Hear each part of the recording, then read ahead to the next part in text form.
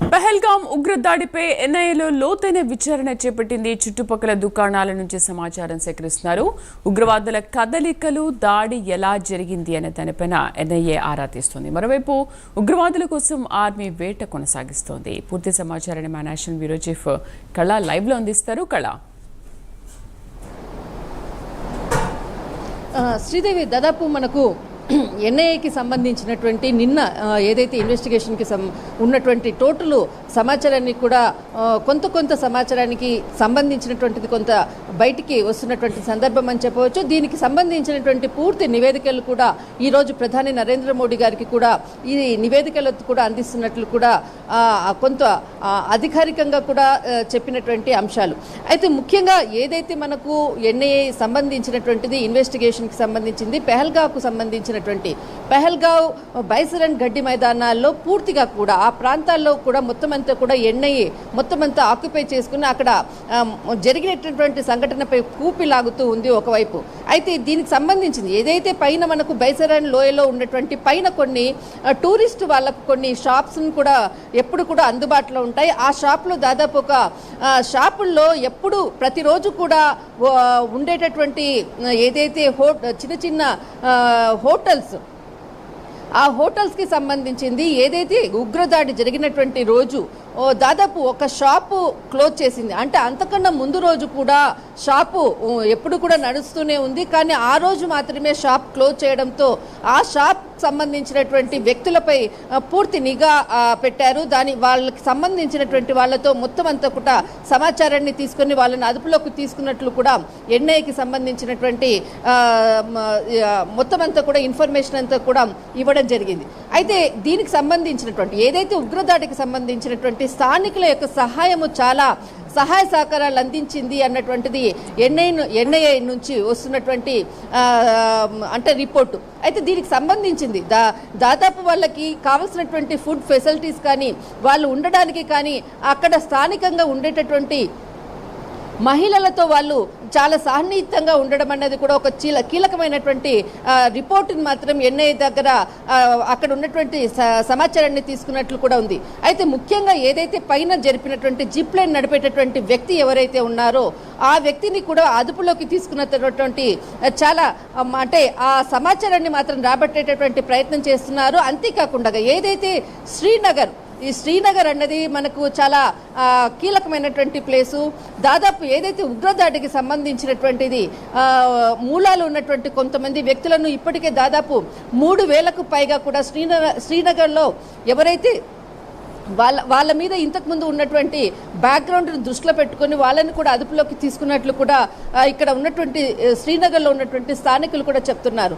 అయితే మొత్తం అంతా కూడా దాదాపు ఎన్ఐఏకి సంబంధించిన తర్వాత మొత్తం అంతా కూడా అక్కడ జరిగినటువంటి బైసరన్ లోయల్లో జరిగినటువంటి సంఘటనలు, తర్వాత ఇక్కడ శ్రీనగర్లో ఇప్పటి వరకు అరెస్ట్ అయినటువంటి వాళ్ళందరిది కూడా మొత్తం అంతా కూడా సమాచారాన్ని తీసుకొని పూర్తి నివేదికలతో ప్రధాని నరేంద్ర మోడీ గారికి కూడా సమర్పిస్తున్నట్లు కూడా ఇక్కడ చెప్తున్నటువంటి సమాచారం.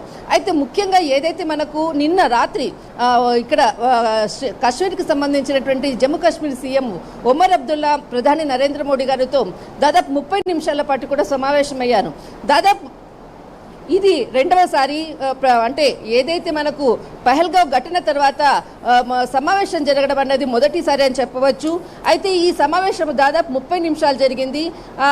అయితే ఇక్కడ చాలా మటుకు మాత్రం ఏదైతే పహల్గావ్ ఘటన తర్వాత ఈ సమావేశం అనేది చాలా కీలకము. అంతేకాకుండా ఏదైతే మనకు త్రివిధ దళాధిపతికి సంబంధించినటువంటి అధికారులతో కూడా ఆ సమావేశం ఏదైతే ఒమర్ అబ్దుల్లాతో సమావేశం అయ్యాక ప్రస్తుత పరిస్థితులపై కూడా చర్చించిన తర్వాత ఏదైతే 370 ఆర్టికల్పై కూడా ఆయన సాక్షాత్తు మనకు అసెంబ్లీలో కూడా చెప్పడం జరిగింది.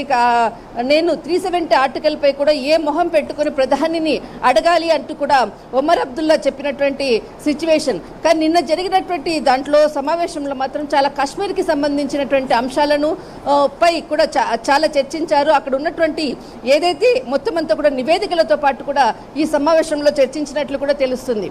అంతేకాకుండా ఏదైతే ఎన్ఐఏలో విస్తుపోయే నిజాలు కూడా బయటకు వస్తున్నాయి ఒక్కొక్కటి.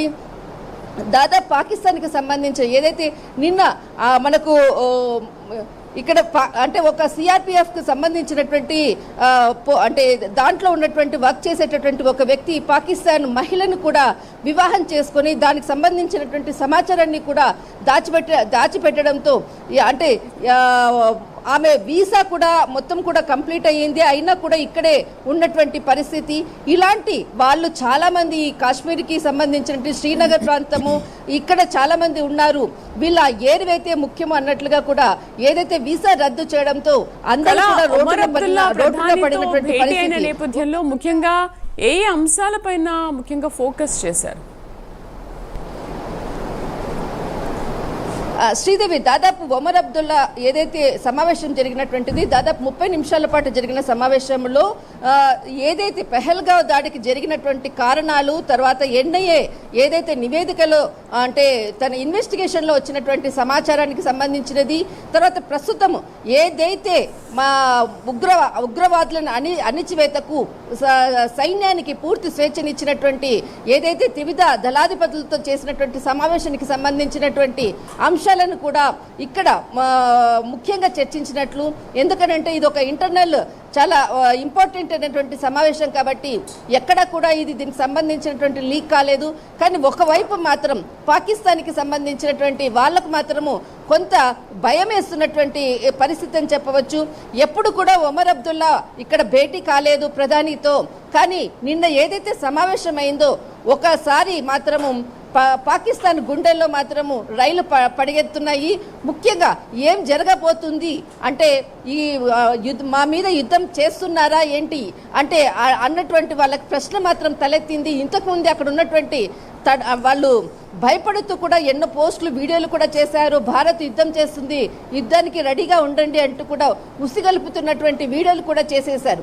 అయితే నిన్న ఏదైతే ఒమర్ అబ్దుల్లా ప్రధానితో భేటీ మాత్రము చాలా కీలకమైనటువంటి భేటీ తర్వాత ఇక్కడ పాకిస్తాన్ మాత్రం గుండెల్లో రైలు పరిగెడుతున్నాయి.